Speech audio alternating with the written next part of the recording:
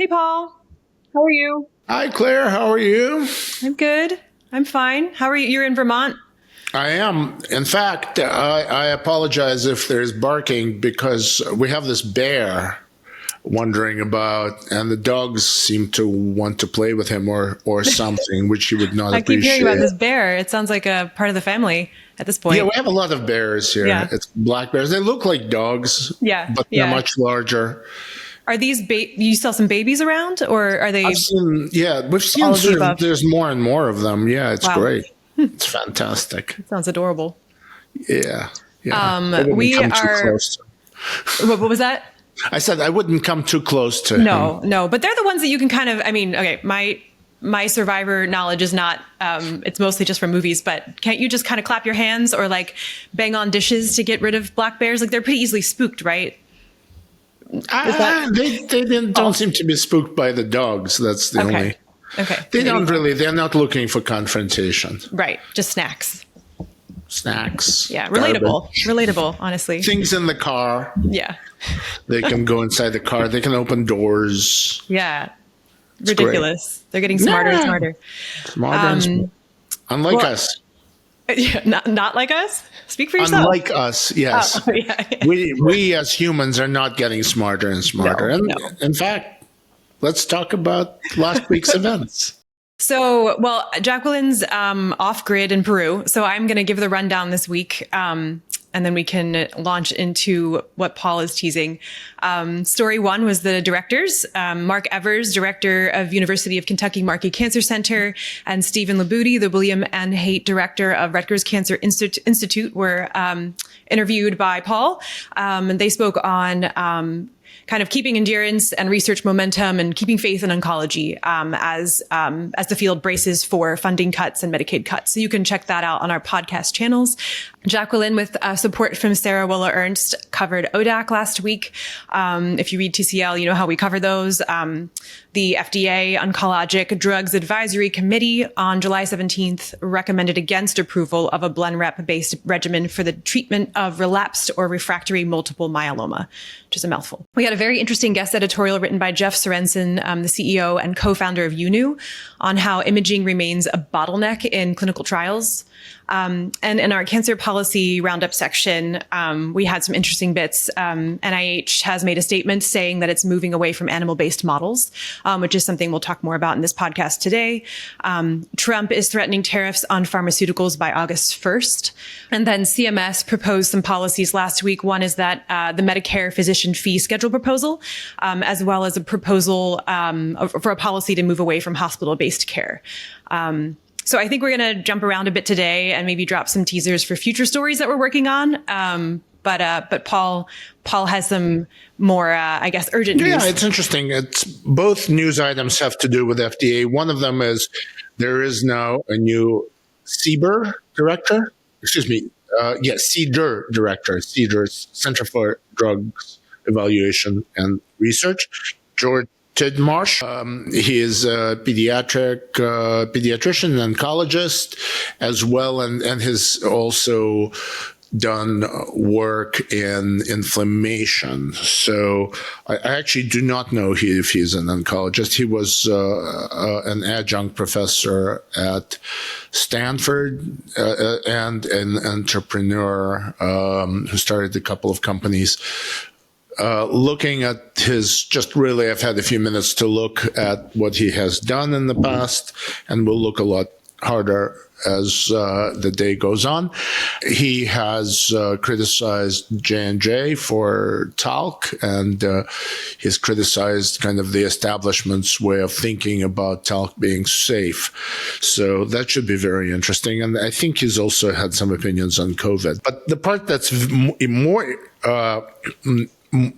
more ready to be talked about is Laura Loomer, who is a right-wing activist, provocateur, has attacked the CBER director, who's also the chief medical and scientific officer of FDA, Vinay Prasad, accusing him of being a left-wing saboteur.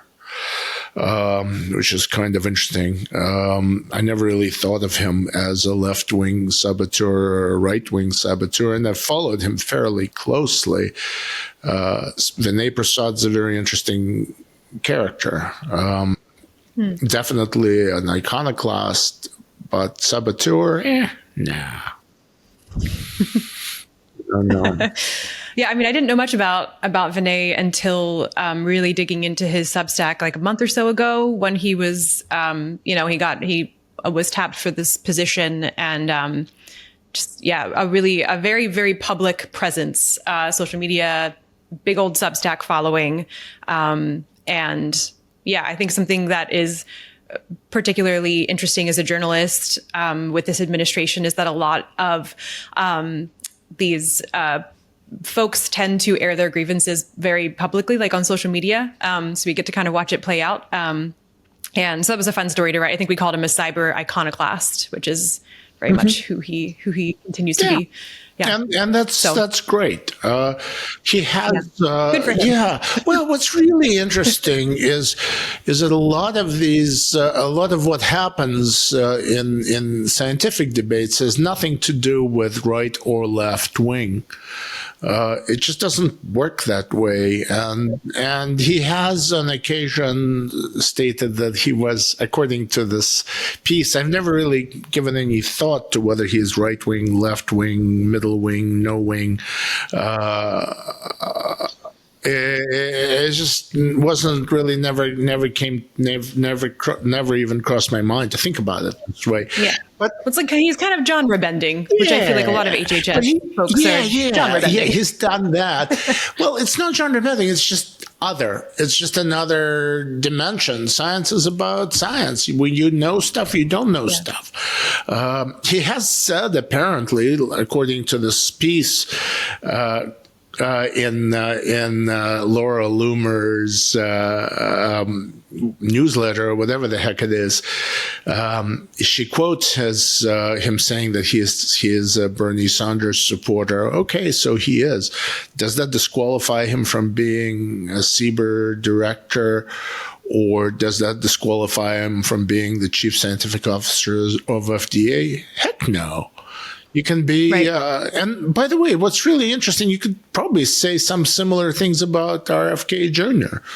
I don't think of him as a Trumpist, really, as Maha. He's Maha, but I don't really think of him.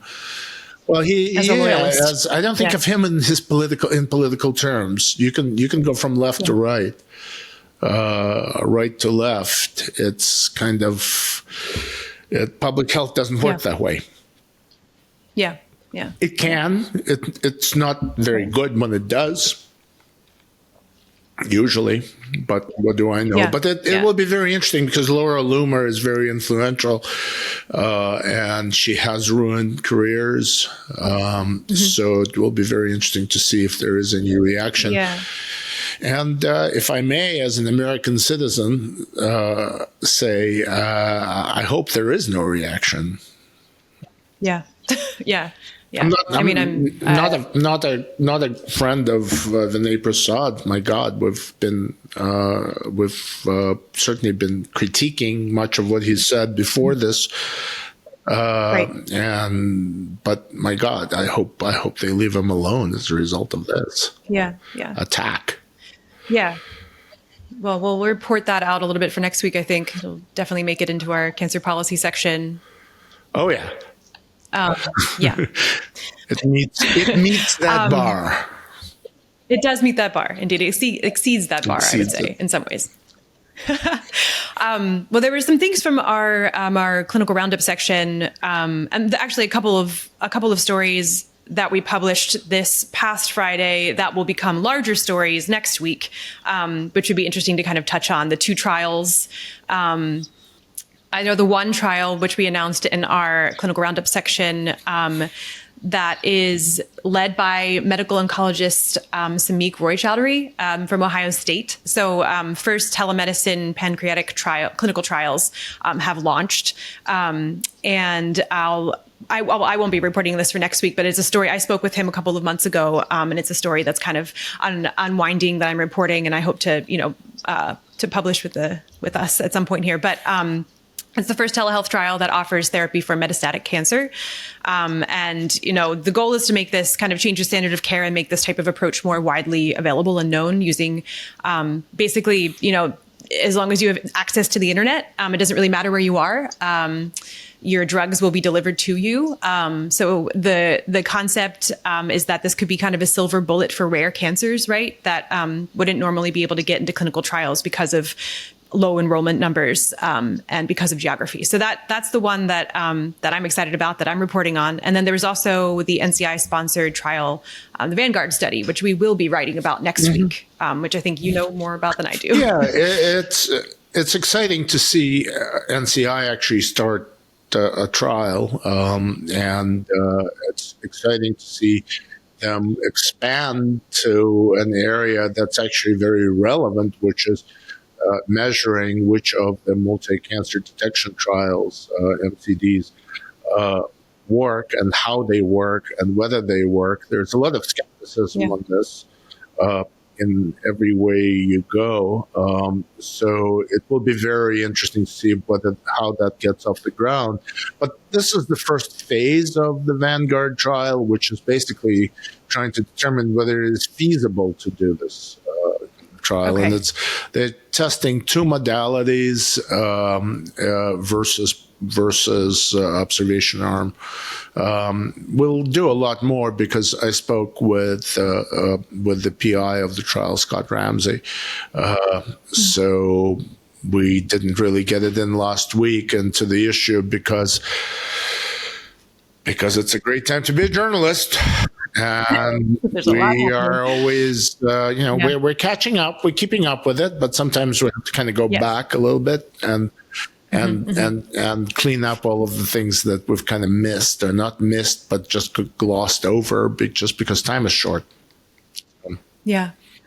And another kind of piece of that, good segue, which I love, is this NIH announcement from last week that we kind of started reporting on and then realized, like, oh wait, this is actually a really huge story. Let's give it its due diligence. And that's the NIH announcement that they will no longer be issuing NOFOs, or notices of funding opportunities, that exclusively support animal models. And the announcement, came out last week. It was made by NIH Acting Deputy Director for Program Coordination, Planning, and Strategic Initiatives, Nicole Kleinstreuer. And so she said that all new NIH-funded projects henceforth must mention non-animal testing methods. But what that actually means, or if there's pending guidelines, we're not sure. That should be very interesting. Where's the science on this? Do you get I know you're fairly early in the reporting, but what's your sense of where the science is? Yeah, my sense of where the science is, from what I've heard on and off record from the sources that I've reached out to, is that we're nowhere near everyone wants to save animals and have, less animal testing. And that would be great. And I think there's a lot of measures in place that are already focused on reducing those things, those testing methods. But AI is not ready. Organs on a chip are not ready, from my understanding, to take the place of those animal models. They can complement the animal models, but they cannot replace them. It's too soon. It's just interesting whether there's been really sufficient discussion of this, open discussion of this with the real scientists from the outside, highest level, as opposed to what's next? What's the process? It'd be very interesting to find out. I'm looking forward to seeing what you find out. Yeah, me too. I think my biggest question that is kind of like, I want to figure out some answers, some semblance of an answer to, is why this administration is so interested in animals. Why does that seem to be, McCary kind of came in his very first, I think it was his very first sit down interview, or maybe it was just Bhattacharya's first sit down interview. And then his first, talk before the FDA. He mentioned animals and saving the animals, and how, God didn't put animals on this earth to be used in this way, was a direct quote, I think, or close to a direct quote. And my initial response was, why is this? Is this political posturing? Is it alt NIH has called it kind of a political wedge. But maybe none of that's true. Maybe all of that's true. And maybe it doesn't discount the spirit behind it. I mean, I love animals. I would love to see beagles out of the labs, but it's more nuanced than that, as most things are when it comes to this, comes to science and politics. But yeah, I don't want to give it too much away, because I do have, I have some more thoughts, but you should read our story next week. Come back around. Yeah. And unnecessary animal testing is definitely a bad idea, but if it's necessary, I don't know. I mean, there are ethicists who work on this, and I'm not one of them. Right. So I suspect, it'll be a contentious story, or it'll be a doozy. It will be important to catch to capture the discussion as it's taking place right now, and it's in real time. Yeah, exactly. And to talk about the process, and to talk about to register all of their opinions. So we've got a busy week ahead of us, don't we? We do. Yes. What else are you working on? We talked about maybe, the summer's winding down here. We're coming up on our editorial calendar break. I know I have some stories that I've been reporting for a while, but what's coming up? I'm looking forward to doing a story about the patient portal that's being built right now. It's being done by Peter Garrett, formerly of the National Cancer Institute, and his organization, which is called PACER. So I'm looking forward to that. And I'm also working on putting together the reading issue, the summer reading issue. And really looking forward to finding out what's going to happen with the appointment of an NCI director. And then I'm really looking forward to getting a little bit more than 3 weeks off, I think 4 weeks off, to write my novel, because I need to move it forward. I haven't been able to work on it very much at all since the start of the Trump administration. I wonder why. Yeah.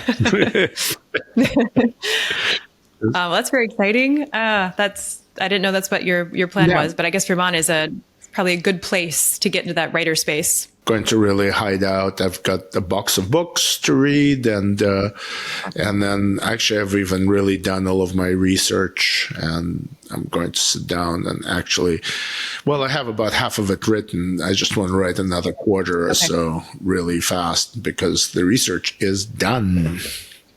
Yeah. That's awesome. That's very exciting. Yeah, thanks. So I'm looking forward to it, but it is a great time to be a journalist. It sure is. Yeah. Yes. I will not be writing during the break. I will be traveling and doing a lot of crossword puzzles. That's my goal. Oh, those are good. So, yeah.